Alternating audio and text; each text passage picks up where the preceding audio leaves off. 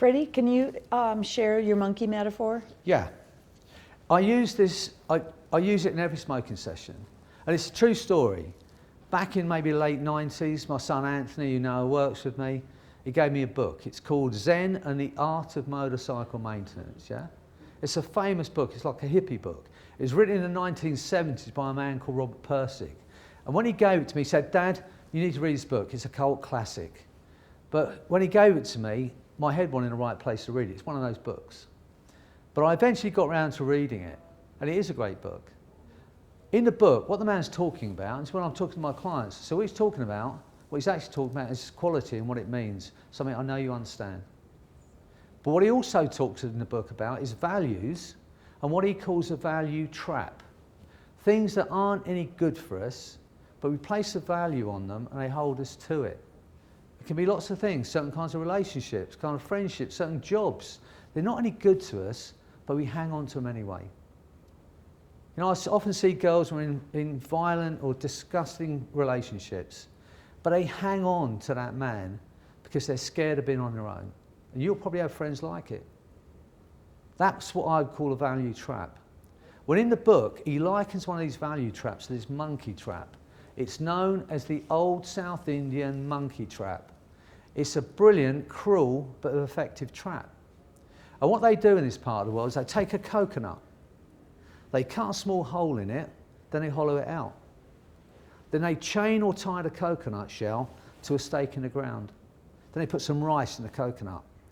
The monkey comes out of the tree and only sees the rice, smells the rice, but he knows it's in the coconut. And like us, he can squeeze his hand into a small hole. And the hole in the coconut shell is big enough for the monkey to get his hand into, to get at the rice, but it's not big enough for his fist to come back out of.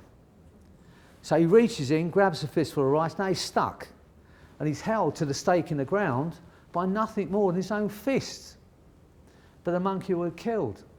He'll have his life taken away. He'll be separated from everything he loves rather than let go of that rice. Because in his mind there's a value in it. He enjoys rice. He's not going to let it go. Now when I read that book, it occurred to me, it's just what it's like for smokers. I've already asked the question about if their child's life depended upon them quitting, they'd quit, would they not? And they've gone yes. They told me why I enjoy a cigarette. So I say, when I read that book, it occurred to me it's just right for smokers. Before you came here today, you believed you're addicted. Now you know it's just a habit. You said you enjoy a cigarette. There's a value in enjoying a cigarette. But I put my house on this fact. Not a cigarette on this planet give you a millionth of pleasure, one extra day with your wife or your partner or your child. Now in the book, he says, if you could give the monkey one fact, what one fact would set that monkey free? Let's imagine we could speak to the monkey, it could understand us. We might say, look, this fistful of rice, it's not worth dying for. It's not worth being separated from the people you love.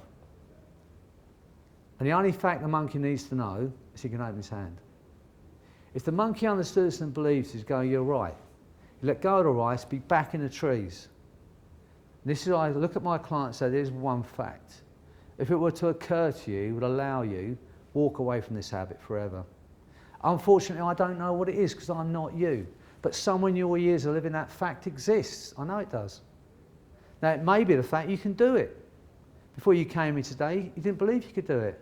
When I asked you about Johnny, you said, absolutely, if my boy's life depended upon me, I'd quit. You didn't have any doubt. So it may be the fact you can do it. It may be the fact you'll be free. I don't know what the fact will be because I'm not you. But in a moment from now, I'm going to hypnotise you and I'm going to ask your unconscious mind and make you aware of that one simple fact. And when it occurs, it'll be what I call an aha moment. You'll be sitting in that chair in a deep trance and you'll go, that's it for me. I'm out of here. You'll let go of that habit and you'll walk away from it. And it will be easy and it'll be painless. So that monkey metaphor, you can apply that to people who are eating too much or drinking too much. You know, you find your own metaphors. There are great stories out there.